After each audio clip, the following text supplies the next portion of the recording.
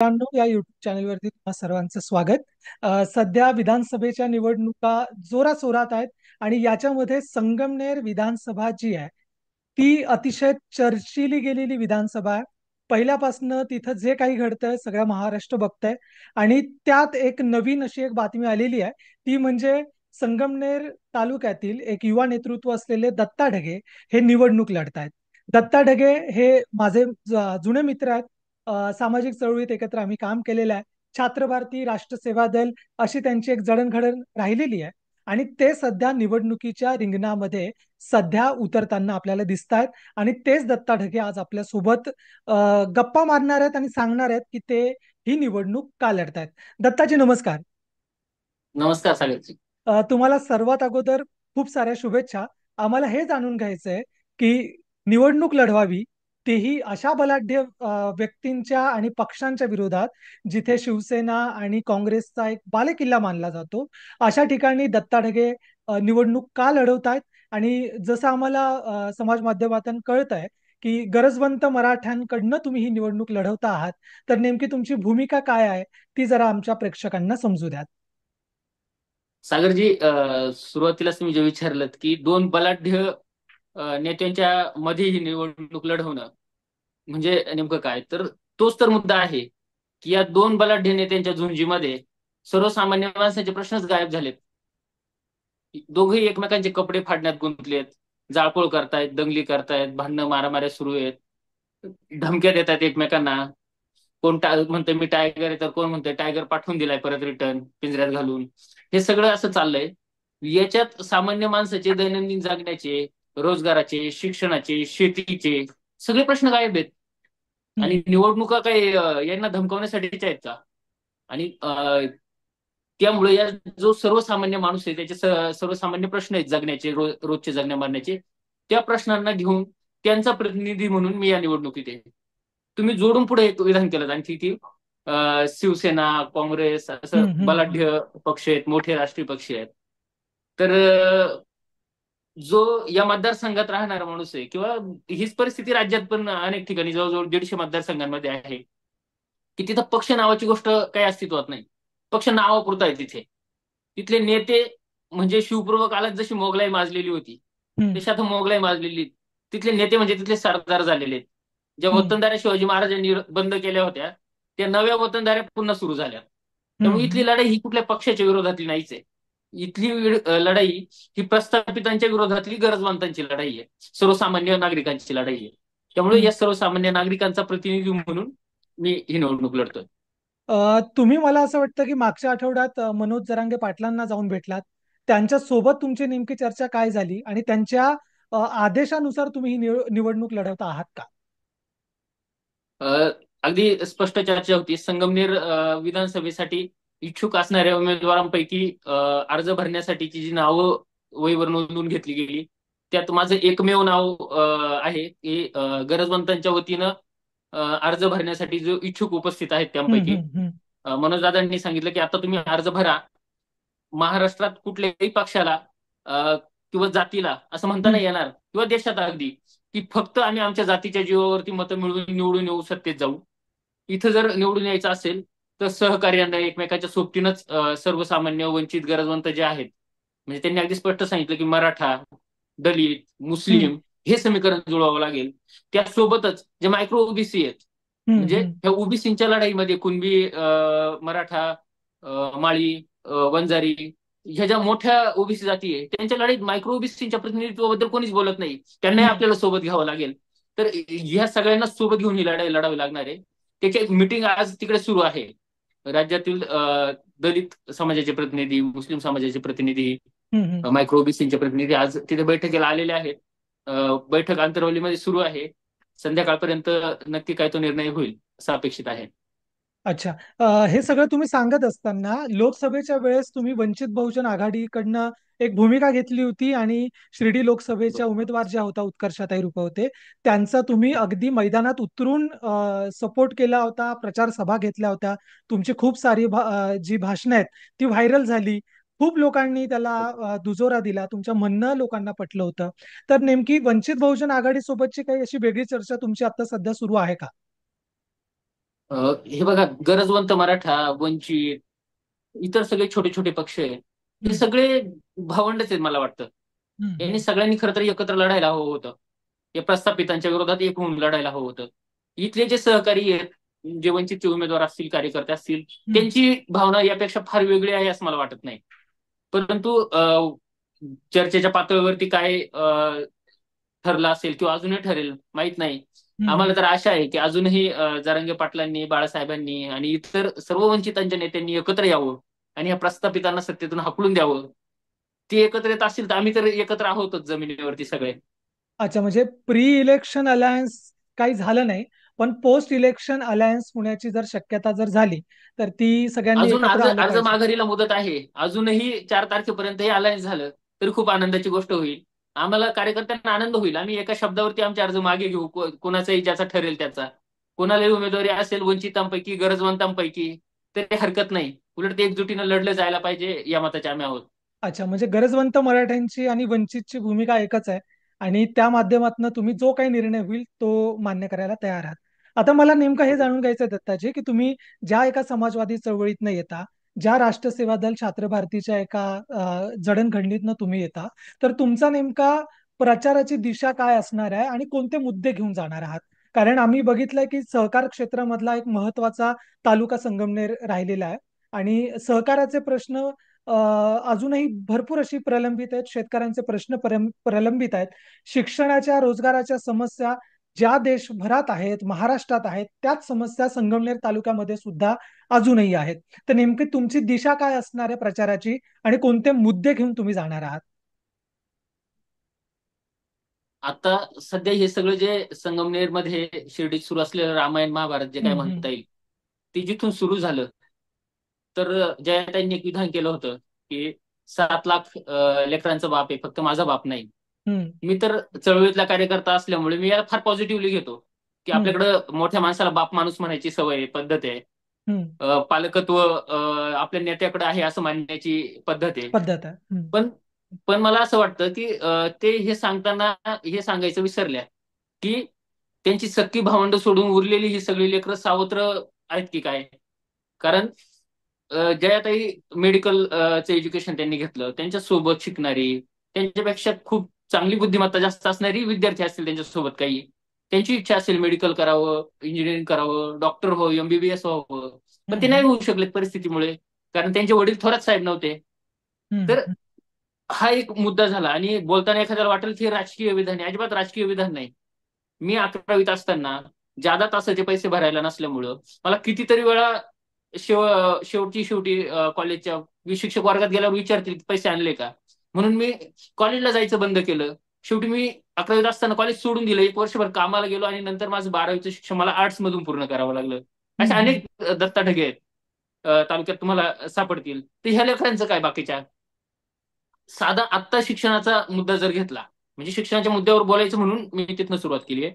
हा, तर हा. मेडिकल इंजिनिअरिंगला जी शिकणारी मुलं आहेत तिथं, फार्मसी शिकणारी मुलं आहेत, तुम्ही स्वतः इंजिनिअरिंग इथनं केलंय, तुम्हालाही हा मुद्दा लक्षात येईल की गोरगरीब पोरं, बरीचशी पोरं अशा असतात की ती रेग्युलर कॉलेज करू शकत नाही, कुठेतरी कामधंदा करतात आणि सोबत त्यांचं शिक्षण सुरू असतं, त्यामुळे कॉलेज बुडतं बऱ्याचदा. बरोबर. घरी शेतीची कामं असतात, गोरगरिबांची पोरं आहेत, कामगारांची मुलं आहेत, त्यामुळे कॉलेज बुडतातच. हे कॉलेज बुडालं तरी साधं त्या पोराकडनं फाईनच्या नावावरती पैसे लुटतात. हे जर खरंच यांना याची लेकरं वाटत असतील, अशा पद्धतीची लूट यांनी या लेकरांची केली असती का? आपल्या स्वतःच्या लेकरांना शिक्षणासाठी जे केलं तसंच ताकदीने यांच्याही शिक्षणासाठी काहीतरी केलं असतं. ज्या शिक्षण संस्था आहेत त्या सर्वसामान्य लोकांनी स्वतःच्या कष्टाच्या पैशानं, घामाच्या पैशानं उभ्या केल्यात, लोकांच्या पैशातनं उभ्या राहिल्यात. तर त्या शिक्षण संस्थांमध्येच आज त्या पोरांना खरं अर्थाने शिकता येतंय का? तिथनं त्यांना का मध्येच अर्धवट शिक्षण सोडावं लागतंय? अशी खूप उदाहरणं सापडतील. तुम्ही रोजगाराचा मुद्दा दुसरा विचारला. रोजगाराच्या मुद्द्यावरती फार सध्या जोरात चर्चा सुरू आहे.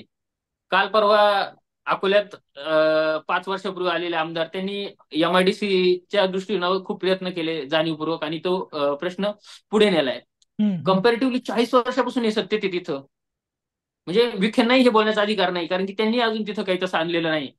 टेक्निकली कागदावरती काही आलं असेल, पण प्रत्यक्षात तसं काही दिसत नाहीये सुरू बरोबर. त्या ताकदीचं. यांनीही 40 वर्षात इथं काही केलं नाही. उलट मला असं वाटतं की हे होऊ न देण्यामागं, एमआयडीसी न येऊ देण्यामागं यांचं राजकीय हित आहे. MIDC आली, स्थानिक पातळीवरती रोजगार निर्माण झाले, तर यांच्या संस्थांमध्ये चिप लेबर कुठनं मिळेल? हम्म, 8-10 हजारावरती 8-8, 10-10 वर्ष काम करायला माणसं कुठून मिळतील? जर तिकडे चांगला पगार हम्म. मिळायला लागला तर मग याच संस्थांमध्ये काम करणारे कर्मचारी निवडणुकीला वापरायला कसे मिळतील? यांची व्यवस्थाच कोलमडून जाईल. तिथं रोजगार आले, पोरांना स्थानिक पातळीवर रोजगार मिळाले तर. जर त्यांची खरंच सक्की लेकरं ही वाटत असती तर यांनी त्यांच्या रोजगारासाठी MIDC आणल्या असत्या. त्या पारेगावच्या माळरानावरती एका शेतकऱ्याच्या पोरानं बाप नावाची एक IT कंपनी आणली आणि उभी केली, चालवतोय. हम्म, हम्म. इंटरनेटची सुविधा तिथं नसताना, पाण्याची सुविधा नसताना, हे सगळं जुळवून त्या माणसानं तिथं ती कंपनी सुरू केली. होय, होय. हे सत्तेत असणारे लोक 40 वर्ष सत्तेत होते, यांनी ठरवलं असतं तर दोन्ही पठार भागांमध्ये IT हब उभे करता आले असते, स्थानिक पातळीवरती किती मोठा रोजगार उपलब्ध झाला असता. परंतु हम्म. यांनी नाही केलं ते, कारण त्याच्यासाठीची इच्छाशक्ती यांच्याकडे नसावी. हा रोजगाराचा मुद्दा माझ्या दृष्टीने फार महत्वाचा आहे या मतदारसंघाच्या दृष्टीनं. रोजगार नसल्यामुळं, स्थानिक पातळीवर प्रामुख्याने रोजगार नसल्यामुळे मुलींना वाटतं की आपला नवरा पुण्यात मुंबईत राहणारा असावा. हम्म, तेव्हा स्थानिक पातळीवरती रोजगार नसल्यामुळे पोरांची लग्न होत नाहीत. गावोगाव शेतकऱ्यांची शेकडो पोरं तुम्हाला आज सापडतील की हो, हो. हे मी योग्य स्वतः असा रोजगार अनुभवलंय. नसल्यामुळं त्यांची लग्न होत नाहीत. झालेली लग्न टिकत नाहीत, त्यातही त्यांच्या आर्थिक परिस्थितीचंही एक महत्वाचं कारण असतं इतर सर्व कारणांबरोबर. हम्म, तर हम्म, त्या दृष्टीनं अगदी आता यांच्या संस्थांमध्ये काम करणारे 8-10 वर्षापासून काम करणाऱ्या मुलांवर ही म्हणायची वेळ आली की साहेब जाऊ द्या, आता परमनंट तुम्ही कराल नाही कराल, पण किमान पोरगी तरी पाहून द्या, आमचं आयुष्य तरी किमान कडेला लागेल, वेट हम्म, बिगार म्हणून हम्म, आयुष्यभर काम करू. अत्यंत गंभीर रोजगाराचा मुद्दा आहे. शेतीच्या बाबतीत जर बघितलं हम्म, तर स्वर्गीय भाऊसाहेब थोरात असतील, दुर्वे नाना आहेत, कॉम्रेड दत्ता देशमुख आहेत, खताळ पाटील, ही सगळी ज्येष्ठ मंडळी होती त्या काळातली. अनेक नावं मला माहीतही नाहीत की ज्यांचं सगळ्यांचं योगदान आहे. ह्या लोकांनी इथला सहकार उभा केला, संस्था उभ्या केल्या अत्यंत ताकदीनं, आणि त्यांची पुण्याई मोडून खायचं काम यांनी चालवलंय. शेतीच्या बाबतीत नव्यानं काहीतरी उभं करायचं तर लांबच. साधं उदाहरण सांगतो तुम्हाला. आपला राजहंस नावाचा जो दूध संघ आहे, त्या हम्म, दूध संघात अ, एक प्रशांत लांडगे नावाचा माझा मित्र आहे, म्हणजे नाव घ्यायला हरकत नाही. त्यांनी एक हम्म, आपल्या प्रयत्नातनं कर्ज काढून कोरुगेटेड बॉक्सची म्हणजे पुठ्ठ्याची कंपनी सुरू केली. हम्म. आणि त्यांना या संघाकडे फक्त एक छोटस, म्हणजे मला किमान तुमच्या बॉटलच्या खाली जो पुठ्ठा वापरता हा. तेवढं तरी काम द्या, म्हणजे माझी कंपनी जगेल, स्टेबल होईल. हम्म, हम्म, हम्म, मी माझ्या आयुष्यात पहिल्यांदा थोरात साहेबांना एखादं पत्र घेऊन भेटलो एखाद्या माणसाच्या कामासाठी की दूध उत्पादकाचं पोरग आहे, हम्म. कंपनी मोडकळीस आली, कशी तरी वाचेल किंवा तेवढं काम मिळालं तर. आणि त्याने ओके. सांगितलं तुम्ही द्या त्या रेटमध्ये मी काम करतो.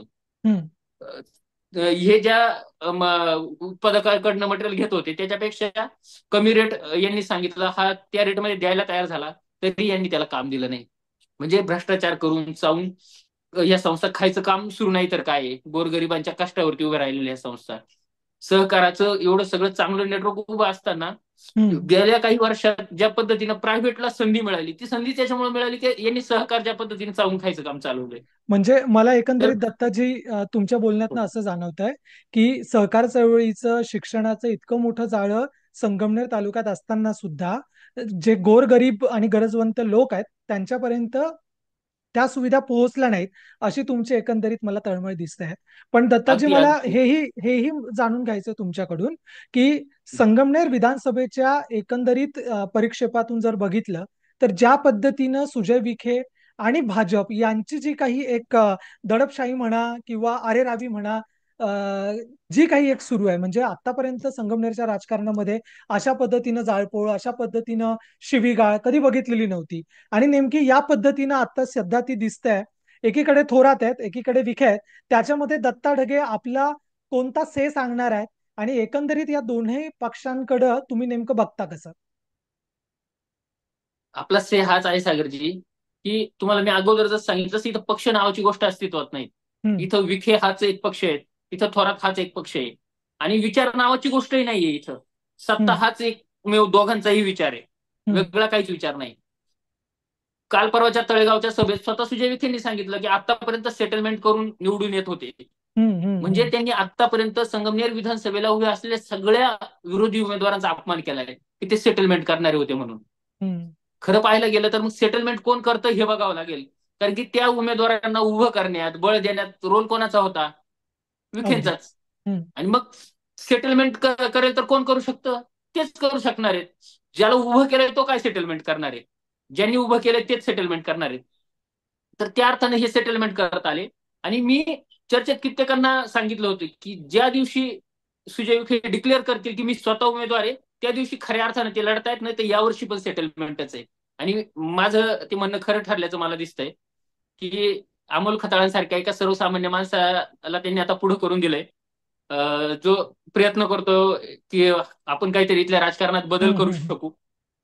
आणि सेटलमेंट करून हे आता बाजूला झालेत की काय, असा प्रश्न माझ्या सारख्या समोर परत उभा राहिलाय. तो सगळ्या तालुक्यासमोरच उभा राहिलाय माझ्या समोर म्हणण्यापेक्षा. तर याच्यात माझा हाच आहे की ह्या दोघांच्या सेटलमेंटमध्ये खरंच प्रामाणिकपणे लढणारा, तळमळ असणारा, तुमच्या प्रश्नावरती बोलणारा, झगडणारा, सर्वसामान्य माणसाचा पोरगा जर तुम्ही प्रतिनिधी म्हणून निवडलात, तर तो तुमचे सगळे प्रश्न जाणतोय. मिरची भाकरीपासून तर तुमच्या रोजच्या जगण्या मारण्याच्या सगळ्याच प्रश्नांपर्यंत तो तळमळीने तुमचे प्रश्न सोडू शकेल. त्या दृष्टीनं ही लढाई महत्वाची आहे. आणि हम्म, सॉरी, कॉल आला होता. हम्म, तर त्या दृष्टीने ही लढाई महत्वाची आहे. आणि ज्यांना प्रामाणिकपणे वाटतंय की हे दोघंही सेटलमेंट करतायत नको आणि आपल्याला खरंच यांच्या व्यतिरिक्त योग्य उमेदवार निवडून द्यायचा आहे, तर त्यांच्यासाठीच माझं प्रतिनिधित्व आहे. ते लोक मला नक्की माझ्यासोबत राहतील अशी खात्री आहे. एकंदरीत आम्हाला नेमकी तुमची भूमिका काय आहे, तुम्ही कोणते मुद्दे घेऊन जाणार आहेत, हे तर आम्हाला पटलेलंच आहे, समजलेलं आहे. फक्त जाता जाता मला असा प्रश्न विचारायचा आहे. मनोज जरांगेंनी जर तुम्हाला सांगितलं की तुम्हाला अर्ज मागे घ्यायचा आहे आणि आपण या मतदारसंघामध्ये निवडणूक लढवणार नाही आहोत, त्यावेळेस दत्ता ढगेंची जी काही एक तळमळ आहे, जी काही आता जी मांडणी आहे, त्या मांडणीवरती दत्ता ढगे काय निर्णय घेऊ शकतात आणि नेमकी तुमची भूमिका पुढे काय असणार आहे? ही मांडणी भूमिका हा याच्यात जर काही तरचा प्रश्न आहे. ते फक्त आम्हाला जाणून घ्यायचं की नेमकं काय तुमची भूमिका असेल. नाही. माझी भूमिका अगदी स्पष्ट आहे. मांडणी आणि भूमिका जी आहे तीच आहे. तिच्यात काही बदल होण्याचं काही कारण नाही. हम्म, कारण की तुम्ही जरी विचारला नाही तरी एक प्रश्न मला खूप लोकांनी विचारला आणि मला ते तुम्हाला सांगणं महत्वाचं वाटतं या हा, प्रश्नाच्या हा. अनुषंगानं, की तुम्ही समाजवादी विचारांचे आहात हम्म, आणि तरी या जातीच्या आंदोलनाचा पाठ झाला. हम्म, तुमच्या पूर्ण रेकॉर्डमध्ये तुम्ही कधी कुठल्या जातीच्या स्पेसिफिक बाजूने किंवा विरोधात नाही राहिलात. तुम्ही हम्म, सर्वांना हम्म, बरोबर घेण्याच्या भूमिकेत राहिलात. मग इथं काय? हम्म, हम्म, तुम्ही आणि काही लोक म्हणतात तुम्ही कट्टर समर्थक आहात मनोज जरांगेंचे, कारण माझा आंदोलनातला सहभाग त्यांनी बघितलाय. तर मी हम्म, सांगेन की मी कट्टर समर्थक कोणाचाच नाही. मी डोळस समर्थक आहे. हम्म. जरांगे पाटलांचाही मी डोळस समर्थक आहे. त्यांची जी भूमिका आहे ती भूमिका मला पटते एकदम. अ, दोनच मुद्दे आहेत त्यांच्या भूमिकेबद्दल जे लोक मला विचारतात आक्षेप घेताना. त्यातला सगळ्यात पहिला हा मुद्दा आहे की मराठ्यांना कुणबी म्हणून सरसकट द्यायचं, या भूमिकेबद्दल काय. तर आमदार कपिल पाटलांचं एक छान भाषण आहे सभागृहातलं, ते सगळ्यांनी ऐकायला पाहिजे खरं तर. की महात्मा फुलेंपासून तर शाहू महाराजांपासून सर्व रेफरन्स त्यांनी त्या भाषणात दिलेत. हम्म, की इथं मराठा नावाची अशी वेगळी काही जात नाही. इथं शेती करणारे जे कुणबी आहेत त्यांनाच हम्म, मराठा म्हटलं जातंय. आणि सगळ्यात महत्वाचं, मी व्हॅलिड कुणबी आहे, माझी व्हॅलिडिटी झाली, पण माझे कित्येक नातेवाईक त्यांना फक्त कागद सापडले नाहीत. हा त्यांचा दोष आहे का? हम्म, म्हणून ते हम्म. आता कुणबी होऊ शकणार नाहीत. त्यांना शिक्षणातल्या सवलती मिळू शकणार नाहीत, नोकरीतल्या संधी मिळू शकणार नाहीत. हे हे मान्य आहे का? तर त्यामुळे माझं म्हणणं आहे की इथला शेती करणारा जो कुणबी आहे तोच मराठा म्हटला जातो. त्या अर्थानं हे आरक्षण सर्वांना मिळायला पाहिजे मराठ्यांना कुणबीमधनं. दुसरा प्रश्न अत्यंत महत्वाचा आहे की इतक्या मोठ्या संख्येने मराठी कुणबीमध्ये आल्यानंतर, ओबीसी मध्ये आल्यानंतर, आता जे ओबीसी मध्ये आहेत, त्यांचं काय होईल? बरोबर. आणि हा हा प्रश्न प्रश्न विचारणारे जे अनेक लोक आहेत ना. विचारतायत. येस. आणि हा प्रश्न विचारणारे जे लोक आहेत, ते प्रश्न त्यांना मी प्रतिप्रश्न विचारतो की आता ज्या ओबीसी मधल्या मोठ्या जाती आहेत त्या सोडल्या, तर जे मायक्रो ओबीसी आहेत त्यांच्याबद्दल तुमची भूमिका काय आहे? त्यांच्याकडे हम्म, उत्तर नाहीये या प्रश्नाचं. तर शरद पवारांनी ती भूमिका मांडली, राहुल गांधी म्हणाले. आणि मलाही प्रामाणिकपणे वाटतं, आमदार कपिल पाटील साहेबांनी ते म्हटलंय, मला प्रामाणिकपणे वाटतं की आरक्षणाची मर्यादा वाढवली पाहिजे. हम्म, ती मर्यादा वाढवून जातीय जनगणना करून हम्म. प्रत्येकाला, म्हणजे ओबीसी मध्ये सरसकट सगळ्यांना ओबीसीतही सेग्रिगेशन करायला हवं आणि मायक्रो ओबीसीला सुद्धा त्याच्या हक्काचं द्यायला हवं. हा सर्वात योग्य पर्याय आहे. अच्छा, तुमची हीच भूमिका असणार आहे निवडणुकीमध्ये सुद्धा? हीच भूमिका घेऊन तुम्ही प्रचार करणार आहात? मी वैचारिक कार्यकर्ता आहे. त्यामुळं माझ्या भूमिकेत काही बदल होईल फार असं मला वाटत नाही. अभ्यासांती मला वेगळं काही नवीन कळलं, समजलं, हम्म. शिकलो, तर तेवढं अपग्रेड करायला तर मी स्वतःला ओपन ठेवलेलंच आहे. आणखी एक प्रश्न विचारला जातो जनरली, तोही मला सांगायला आवडेल की बरेच जण मला म्हणाले की तुम्ही थोरात साहेबांची भाषण ऐकत नाही का? मी म्हटलं का हो? ते तर म्हणतात तुम्ही ते स्वतः पुरोगामी आहेत, हम्म. डाव्या विचारांचे आहेत, काँग्रेसी विचारांचे आहेत. आणि मग तुम्ही तर आता विचाराच्या उमेदवाराच्या विरोधात लढणार का या हम्म. सगळ्या परिस्थितीत? मी जे आधी क्लिअर केलं की हे पक्ष विचार वगैरे काही नाही, सत्ता हा एकमेव त्यांच्याकडे विचार आहे. आणि त्याच्यापुढे सगळ्यात महत्वाचं की त्यांचं हे पुरोगामित्वाचं सोंग, हम्म. डाव्या विचाराचं सोंग, काँग्रेसीपणाचं सोंग, हे सगळं सत्तेसाठीच आहे. त्यांचा जो अंतिम सत्तेचा विचार आहे त्याच्यासाठीच आहे. हा एक प्रश्न मला प्रामुख्याने विचारला जातो की थोरात साहेब म्हणतात की आम्ही समाजवादी डाव्या विचाराचे आहोत, पुरोगामी विचाराचे आहोत, ती भाषण ऐकत नाहीत का? तर मी त्यांना हेच सांगतो की त्यांचा अंतिमता आणि मुख्य विचार सत्तेचा विचार आहे. त्या सत्तेच्या सोपानावर चढण्यासाठी त्यांचं पुरोगामित्व, डावा विचार सगळं आहे. वेळेला हे किंवा यांचेच लोक मोहन भागवतांच्या मांडीला मांडी लावून बसतात, ते सगळे जनतेनं बघितलेलं आहे. त्यामुळं त्यांचं पुरोगामित्व वगैरे सगळं सत्तेसाठीचं ढोंग आहे. साधी ट्रस्टीशिपची कल्पना मी सांगत होतो की गांधीजींचा जर विचार त्यांना मान्य असेल तर गांधीजी असं सांगतात तुमच्या स्वतःच्या मालकीचा जरी काही व्यवसाय असेल तरी तो तुमचा नाहीये, ते समाजाकडनं तुमच्याकडे आलेली जबाबदारी आहे. तुम्ही त्याचे विश्वस्त आहात असं समजून राहा. इथं समाजानं यांना जे स्वतःच्या मालकीचं विश्वस्त म्हणून जपायला दिले, ज्या संस्था दिल्यात त्या संस्थांमध्ये हे मालक होऊन बसलेत. त्यामुळे यांचा विचार काय आहे तो नक्की कळतोय. त्यामुळे माझी लढाई ही विचारांची लढाई आहे. शेवटी जाता जाता मी हेच सांगेन की मला ह्या प्रश्नाचं उत्तर देत असतानाच ही सांगूशी वाटतं की माझ्या विचाराचे अनेक लोक सध्या मुख्य प्रवाहात जायचं म्हणून काँग्रेस सोबत जात आहेत. हम्म. इतर वेगवेगळ्या समविचारी नाही, पक्षांसोबत जात आहेत, आता तुम्ही ज्यांचा उल्लेख केला कपिल पाटलांचा, त्यांनी सुद्धा हा समाजवादी गणराज्य पक्ष हा काँग्रेसमध्ये विलीन केलेला आहे. आणि ते सुद्धा आता काँग्रेसवासी झालेले आहेत. अनेकांनी असं सांगितलं की शेवटचा समाजवादी व्यक्ती सुद्धा काँग्रेसी झाला. तर त्याच्यामुळे तुम्ही जे आता म्हणता आहात की नेमकी तुमची शेवटचा टप्पा काय असणार आहे, त्याच्यावरती सुद्धा तुम्ही जाता जाता भाष्य केलं तर आम्हाला समजायला सोपं जाईल. अगदी अगदी खूपच महत्वाचा प्रश्न विचारलात. आणि शेवटचा समाजवादी माणूस गेला असं जे म्हणणार आहेत त्यांच्यासाठी तरी फार महत्वाचं आहे की मी विचार केला की मला विचार लोकांनी की सगळे मेन प्रवाहात जात आहेत, मुख्य प्रवाहात जात आहेत, तूही काँग्रेसमध्ये जायला हवं. तिथे इतकी मोठी सत्ता आहे, सगळे तिचा पाठ झाला तर अनेक लाभ मिळतील, कॉन्ट्रॅक्ट हम्म. मिळतील, पैसा कमावता येईल, आयुष्य आयुष्य आरामात जगता येईल. हम्म. मी विचार केला 8 एक दिवस, मी काही अगदी लगेच तात्कालिक काही उत्तर नाही दिलं त्याच्यावरती हम्म. कुणाला. हम्म. आणि आता 8-10 दिवस गेले सतत विचार केल्यानंतर मला हे कळलं की प्रत्येक माणसाचा एक पिंड असतो मुळात. हम्म. मी जाईल त्या सत्तेचा भाग होईल, पैसे कमवेल, आयुष्य कदाचित आयुष्य आरामात जगेल लोकांच्या भाषेत, हम्म. परंतु माझं जे समाधान आहे ते विचार जगण्यात आहे. आतापर्यंत माझ्या आयुष्यात तुम्ही बघितलं असेल तर मी विचाराशी कधी चढवड केलेली नाही आणि या पुढच्या आयुष्यातही ती माझ्याकडनं होणार नाही. त्यामुळे माझा विचार जो आहे, मला माहिती आहे की मी फार मोठा त्याचा काही सूर्य बनू शकणार नाही, फार प्रकाश पाडू शकणार नाही, परंतु आज त्या अंधाराच्या काळात जिथं सगळेच दिवे विझत चाललेत तिथे किमान एक पंथी या विचाराची लावून ठेवण्याचं काम मी करू शकेल, त्या पंथीत तेल ओतण्याचं काम करत राहू शकेल. असं ठरवून मी माझा डावा विचार, समाजवादी विचार, लोकशाहीचा विचार, समाजवादाचा विचार, भारतीय संविधानाचा विचार जगण्यासाठी, जपण्यासाठी माझी ही लढाई सुरू ठेवेल. पण कुठेही गेलं, काहीही झालं तरी. खरं तर मी स्थानिक कॉन्टेक्स्ट मध्ये सांगत होतो की बऱ्यापैकी समविचारी लोक प्रवाहात सामील झालेत, किंवा डायरेक्टली सामील नसले तरी लाभार्थी काही अर्थानं झालेत. हम्म. तर हम्म. त्याचं पण तुम्ही कपिल सरांचं जे कॉन्टेक्स्ट घेऊन सांगितलं की शेवटचा समाजवादी, तर मी त्या सगळ्यांना हेच सांगू शकेन की शेवटचा समाजवादी कधीच मुख्य प्रवाहात जाणार नाही. जरी आज माझी इथले स्थानिक कित्येक लोक मला गेलेले दिसत असले तरी सर्वसामान्य खूप लोक समाजवादी विचाराची, की ज्यांना हे माहित नाही की ह्या विचाराला समाजवादी विचार म्हणतात, असे असंख्य लोक समाजात आहेत. हम्म. हम्म. त्यांच्यापर्यंत जावं लागेल, त्यांना संघटित करावं लागेल, ही लढाई लढावी लागेल, बांधावी लागेल. आणि ती करण्यासाठीची माझी तयारी आहे, आयुष्य देण्याची तयारी आहे. करत राहूयात. म्हणजे समाजकारण आणि राजकारण सोबत घेऊन जायचा तुमचा विचार आहे असं मला स्पष्ट दिसतंय. आणि एकंदरीत या सगळ्या निवडणुकीमध्ये दुसऱ्या पिढीतली जी काही नेते आहेत, म्हणजे जयश्री थोरात असेल, अमोल खताळ असेल, सुजय विखे असेल आणि दत्ता ढगे असेल, तर ही नव्या पिढीची नवीन तरुणाई जी आहे ती या संपूर्ण राजकारणामध्ये मला असं वाटतं की पाय रोवून उभी आहे.